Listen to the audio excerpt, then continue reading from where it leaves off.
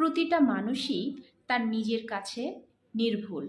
এজন্য মানুষ বারবার ভুল করে বসে, কারণ মানুষ ভুলকে নির্ভুল ভেবেই বারবার ভুল করে থাকে। আর এটাই হয় মানুষের করা সবচেয়ে বড় ভুল।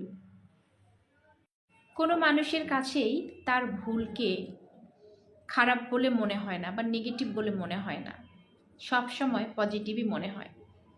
এই ধরুন আমার কাছে বা আপনার কাছে, আমরা যে ভুলটি করছি, আমরা কি কখনো বিবেচনা করেছি বা কখনো কি বুঝতে পেরেছি যে আমি এটা ভুল করছি বা ভুল করেছি? কখনোই সেটা নিজের কাছে মনে হয় না। নিজের ভুলকে কখনোই নিজের কাছে ভুল মনে হয় না। এটা ধরতে পারে আপনার আশেপাশে যারা আছে তারা, আপনার পরিবারের মানুষেরা।